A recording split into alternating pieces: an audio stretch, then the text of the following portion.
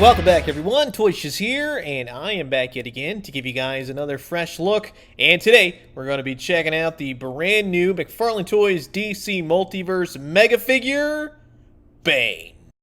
You know who Bane is, right? Everyone knows at this point. Big old muscle guy, kind of has a luchador mask, always gets stopped by having his wires to his brain filled with venom. Stop, you know what I mean? They just cut him in half. He needs to work on that. Anyways, the packaging, it's huge. There's not much in the box, unfortunately. And on the back side, a really cool illustrated version of Bane. I dig that a lot. Here's the barcode, just in case when you're out in the stores, they start hitting anytime soon. Mine came from Amazon. Again, if you're not familiar with Bane, Bane to me is this guy, right? Vengeance of Bane, Nightfall, Jean-Paul Valley, the whole breaking of the bats.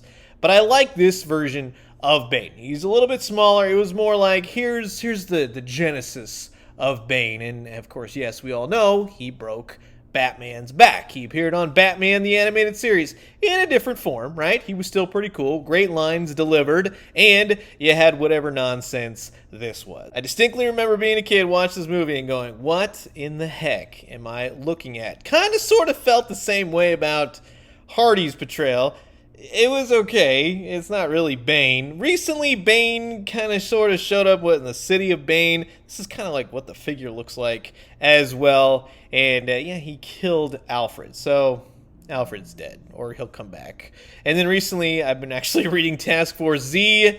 I don't know how it really fits into the whole continuity of everything, but Bane is a zombie. And takes Lazarus pills, whatever. Oh, and then don't forget this guy right here. Everything's a joke now with old Bane and his pasta maker. So I digress. Yeah, Bane has kind of become a joke in all forms of media, except for the old 90s comic books. So this is going to be fun. Sit back, relax, grab yourself a nice hot cup of coffee. This is a look at the brand new McFarlane Toys Mega Figure, Bane.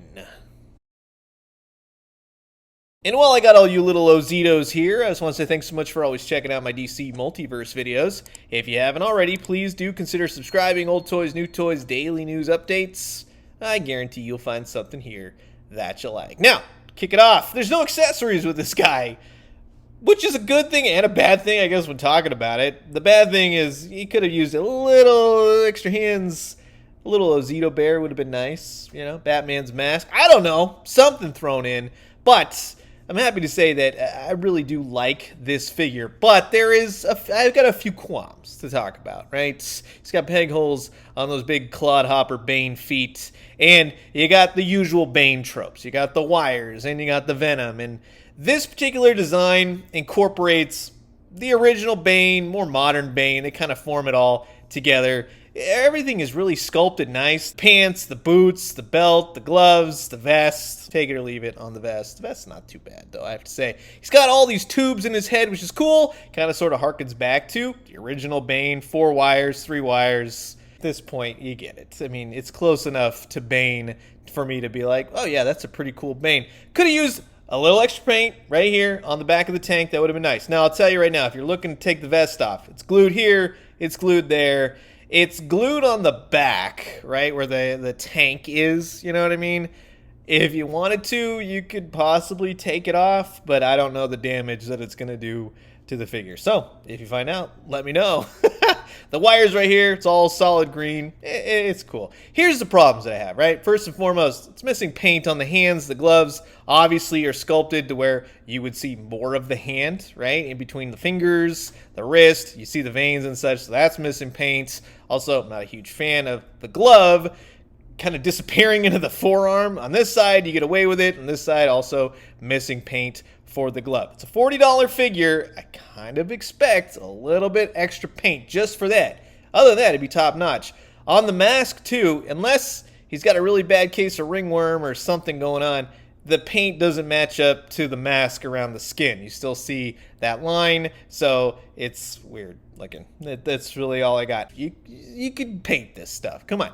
Also, the belt buckles, everything else, those look nice. They look solid. They look like that Kevlar mesh material. It's cool. The pouches, everything looks good on this guy, and I love the mask most of all. I think that's a solid looking Bane right there. So I definitely like a lot of this figure, trust me. But the paint like most McFarlane's kind of sort of recently. That's the kind of thing I have to say over time. Put a little bit more paint, right? Like the belt, it's got the red dot right in the middle. No qualms there, right? And then with the articulation. Now, I'm not a big stickler for articulation. I think you get enough in the head, right? It's good. The arms go easy. You might have to heat this up, but you could do the big old bear hug Bane if you want. There's no bicep swivel on this, and like I said, usually I wouldn't care, but I think this is one of those figures that, yes, a bicep would have been nice because of the poses that you'd want to get Bane into. He's got single jointed elbows.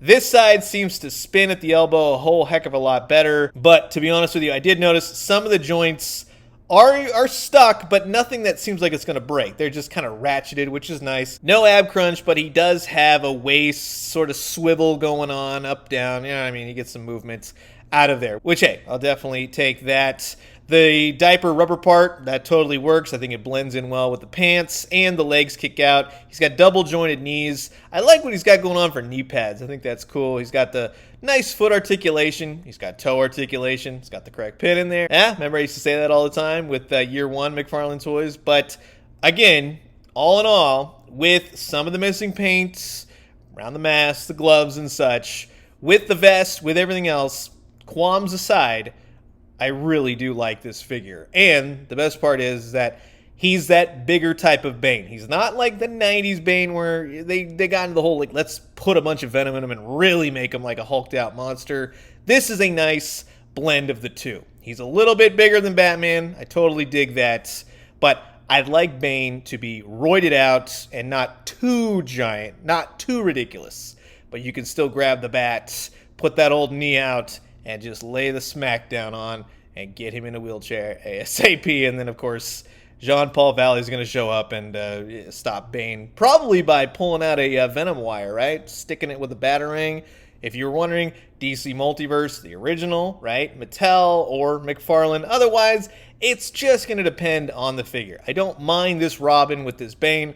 Certainly don't mind this Nightfall Batman with this Bane. So this is a good height of a Bane for me, so if you have these figures, or any combination of, I think you'll be stoked. If you want to go more with, let's say, the Hush Batman, this particular Superman, like the Sunsoft Superman, he's a little bit too small. I'm looking forward to see how that new Hush Superman is going to look. But like I said, it's really going to depend on what you think about in terms of scale and size, but for me, it works. And with the last Bane release, right, for McFarlane Toys or even the old Kenner, Legends of the Dark Knight Bane, I really like this Bane. I like the big scarecrow you can pop on his back. It's weird. Kind of reminds me of Task Force Z Bane a little bit, right? And then you have one of the coolest Banes of all. He's even got that sweet hair from the comics, right, before he puts on the mask. Hey, I guess not painting a Bane has been going on since the 90s, right? Look at that. Right there. It's, you know, it's just keeping it up, keeping the times going, right? So a lot of great Banes, but I do really like this new Bane. It's a nice addition to my Batman collection. Again, people ask, why are you having so much fun with DC Multiverse? Well, I didn't collect a lot of the DC UC classics from Mattel. I was the Justice League Unlimited guy, going all the way back and grabbing those. So this is all new and fun to me, and I like getting figures of which I really don't have one of or a lot of, if you catch my drift. So that's going to wrap it up for my look at the brand new McFarlane Toys Mega Figure Bane. And yes, extra hands would be nice. Accessories would be really nice with these bigger figures. Just something. Just a little extra something in the box. There's a lot of space there. But I'm going to leave it at that. It's too ad nauseum at this point. So you've heard my thoughts. Now I'm curious to know yours. Comment below. Let me know. Let's talk everything Bane. And I'm going to leave you guys with that. As always, drink some great coffee, eat some great food, but most importantly, remember, let's try and make Bane the big, muscle, really smart guy that broke Batman again, instead of just a comedy piece. You know what I mean? Although I will say, the Harley Quinn Bane is pretty funny. He's just trying to carb up. My God, that was hilarious. And when we do, let me know what you found. I'll talk to you guys soon. Adios.